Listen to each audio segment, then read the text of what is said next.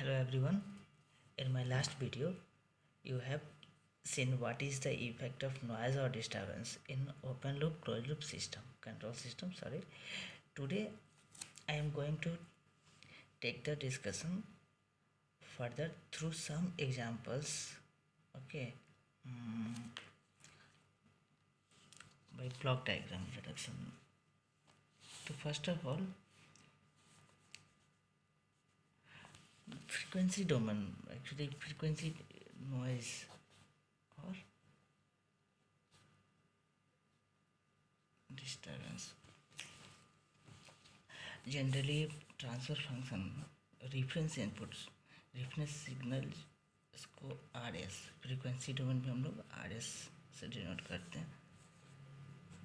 Summing point gain G1 S और G1 S और G1 हम लोग कुछ भी लिख सकते हैं जी1 एस और जी1. सपोज करो next G2S another gain.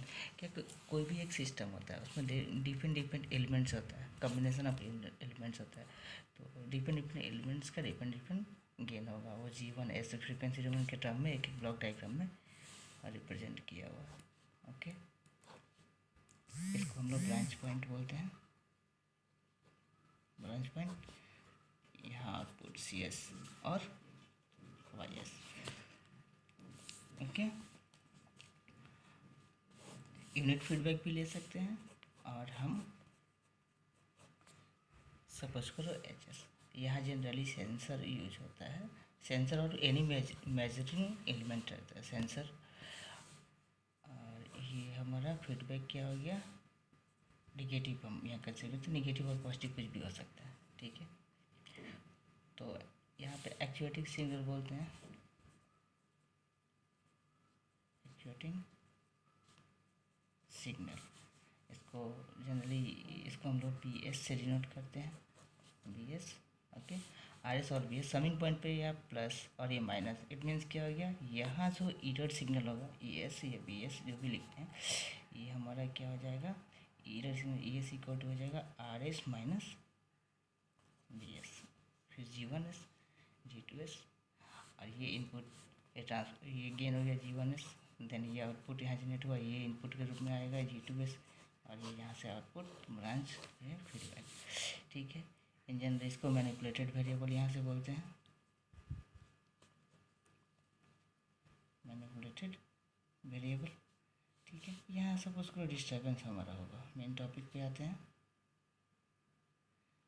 Disturbance को यहाँ पे हम लोग US से या डिनोट कुछ भी US से BS से DS से कुछ भी से कर सकते हैं. DS और DS से कुछ भी से कर सकते हैं, वो आप पे डिपेंड करता है. और ये हमारा फॉरवर्ड पाथ हो गया और ये हमारा फीडबैक पाथ हो गया. ओके, ये समिंग पॉइंट हो गया, ये ब्रांच पॉइंट हो गया. नेक्स्ट, अब हम ये सब डिस्क्राइब नहीं करेंगे, हम डायरेक्ट एग्जाम्पल पे जाते हैं. एकदम सिंपल एग्जाम्पल पहले लेते हैं. एकदम सिंपल एग्जांपल. जैसे सिंपल एग्जांपल मीन्स अपना एक RS इनपुट रहा, summing point plus minus suppose करो G1 और यहाँ डिस्टर्बेंस ऐड हो रहा है DS. G2 output YS suppose H. In focus करना. ये क्वेश्चन जैसे जनरली क्वेश्चन आता है कि रिस्पॉन्स हम लोग देखना चाहते हैं आउटपुट बाई इनपुट और आउटपुट बाई डिस्टर्बेंस. तो किसी एक का फर्स्ट लेते हैं. जैसे YS बाई RS से हम लोग फाइंड आउट करेंगे, तो DS को क्या कंसिडर करेंगे, DS 0. तब हमारा G1 और G2 क्या हो जाएगा, ब्लॉक. DS 0 तो ये ब्लॉक रिडक्स होकर क्या हो जाएगा, G1 G2 YS. Okay, MH summing point negative feedback RS input. तो ये नॉर्मल रिडक्शन क्या हो जाएगा, G1 G2 divide by 1 plus G1 G2 into H. जब डिस्टर्बेंस के अकॉर्डिंग हम लोग लेना चाहेंगे YS बाई DS. इस केस में क्या होता है हमारा रेफरेंस इनपुट सिग्नल में क्या करते हैं, जीरो कंसिडर करते हैं। देन क्या होगा, अगर इसमें रेफरेंस जीरो होगा तो ये ब्लॉक डायग्राम रिड्यूस होकर क्या हो जाएगा, यहाँ पे G1 okay plus DS disturbance G2 output signal और H मेरा नेगेटिव हो जाएगा। ओके, बिकॉज ये नेगेटिव फीडबैक पे था इसलिए माइनस हो गया, अगर ये पॉजिटिव फीडबैक रहता तो प्लस होता। ठीक है, अब इसको हम लोग जब निकालेंगे YS by DS response transfer function देखेंगे डिस्टर्बेंस के अकॉर्डिंग, तो क्या हो जाएगा मेरा G2 divide by only G2 divide by ये क्या हो जाएगा G1 into minus of 1 minus क्या हो जाएगा minus H G1 equal to G2 by 1 plus G1 H। ये सिंपल एक एग्जांपल था। अभी नेक्स्ट हम लोग धीरे धीरे एक्सटेंड करते हैं। इन जनरल हम लोग इन जनरल सपोज करो एक इम्पॉर्टेंट कॉन्सेप्ट, यहाँ पे रेफरेंस सिग्नल के पास ही मेरा डिस्टर्बेंस हो, डिस्टर्बेंस कहाँ हो, समिंग पॉइंट पे। सपोज करो ये भी प्लस रेफरेंस सिग्नल प्लस और नेगेटिव फीडबैक, और यहाँ अगेन सपोज करो GS okay, then YS output और HS मेरा नेगेटिव फीडबैक। इस केस में क्या होगा, इस केस में जब भी हम लोग कंसिडर करेंगे, सपोज करो YS बाई RS लेना होगा, नॉर्मल DS क्या हो जाएगा यहाँ पे zero, DS equal to zero. Then क्या लिखेंगे हम लोग GS डिवाइड बटा, या डायरेक्ट G लिखते हैं, कंसिडर G और H लिखते हैं, तो G डिवाइड बटा 1 प्लस GH। और जब हम YS बाई DS कंसिडर करेंगे, देन यहाँ पे क्या आ जाएगा RS कंसिडर करेंगे जीरो, तो यहाँ पे क्या आएगा G डिवाइड बटा 1 प्लस GH। तो देखिए यहाँ मेन कॉन्सेप्ट है कि दोनों जब सेम एक जगह समिंग पॉइंट पे है तो हमारा रिस्पॉन्स दोनों का सेम है।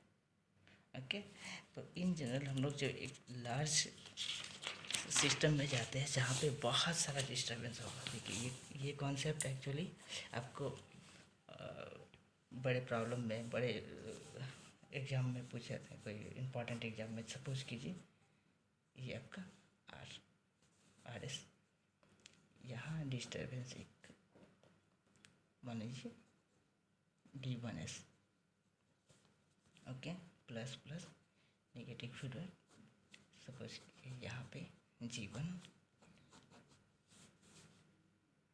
या फिर एक डिस्टर्बेंस D2S प्लस प्लस यहाँ I gain forward gain G2, फिर यहाँ डिस्टर्बेंस D3S गेन G3, फिर नेक्स्ट हम लोग डिस्टर्बेंस ले सकते हैं कहते हैं G4 G5, बहुत सारे डिस्टर्बेंस ले सकते हैं, बट यहाँ हम ब्रेकिंग पॉइंट, यहाँ आउटपुट आपका YS और हमारा फीडबैक HS। एक लार्ज ये D3 से D4 D5 up to N तक ले सकते हैं डिस्टर्बेंस। यानी कि हम लोग को देखना ये है कि जब RS और D1S जब हम लोग दोनों एक स्टार्टिंग पोजीशन पर लेंगे और डेट वाइज, तो मैं इन जनरल डायरेक्ट एक में इक्वेशन लिख देता हूँ YS इक्वल टू आउटपुट क्या होगा। एक्चुअली जब हम लोग आउटपुट अकॉर्डिंग टू ले रहे हैं, फर्स्ट ले रहे हैं RS के अकॉर्डिंग, ठीक है, तो YS इक्वल टू क्या लिखेंगे, YS equal to simple G1 G2 G3 product में आ जाएगा G1 G2 G3 divide by 1 plus G1 G2 G3 and H यहाँ पकड़ते हैं, S नहीं H पकड़ते हैं, G1 G2 G3 and H। यहाँ क्या लिख सकते हैं हम लोग RS input plus, in general अब सॉल्व कर रहे हैं, मैं डायरेक्ट सेक्शन वाइज नहीं करके कंप्लीट एक इक्वेशन में लिख दे रहा हूँ। D1S जब लेंगे इस केस में भी सेम आएगा G1 G2, क्योंकि D1S में क्या होगा D2S D3X सभी zero, R S zero D1 के साथ हम निकाल रहे हैं। जब हम लोग आर एस के साथ निकाले तो D1 D2 D3 सभी को कंसिडर क्या किए, जीरो। ओके, तो नेक्स्ट केस में G1 G2 G3 okay divide by 1 plus G1 G2 G3 H और ये आपका D1X। नेक्स्ट यहाँ हम लोग D2S के लिए लिख रहे हैं, D2S के लिए लिखें तो RS और D1S क्या, zero, D3 zero, D2 only. Okay, तो यहाँ D2S लिख दो पहले। देखिए D2S में ये क्या हो जाएगा मेरा HS के साथ इनटू हो जाएगा और ऊपर क्या होगा ओनली G2 G3 और 1 प्लस G2 G3 1 प्लस क्या हो गया G1 and H 1 plus G1H okay G1 G2 G3H G2 G3 only, G1 यहाँ नीचे आ गया। ओके, नेक्स्ट केस सब देखते हैं हम लोग D3 के लिए। D3S में जब देखेंगे D3S में D1S D2S और RS ये तीनों क्या हो जाएगा जीरो, तो D3S में डिवाइड करेंगे हम लोग तो देखिए यहाँ पे क्या ओनली आपका क्या होगा G3 डिवाइड बाई यहाँ क्या होगा 1 प्लस G1 G2 G3H। ये सब क्या हो जाएगा, ये सब जीरो होगा तो ये सब निगेटिव में आ जाएगा ना, माइनस हो जाएगा, ये माइनस H G1 G2, इसलिए ये माइनस क्या प्लस में, मतलब कि ये ऑलवेज कंसिडर लूप रहे ना तो लूप तो हमेशा आएगा ही नीचे, ये एक लूप बन जा रहा है और ये G3 तो आएगा ही ना, जैसा हम लोग जानते हैं फॉर्मूला जैसा होता है।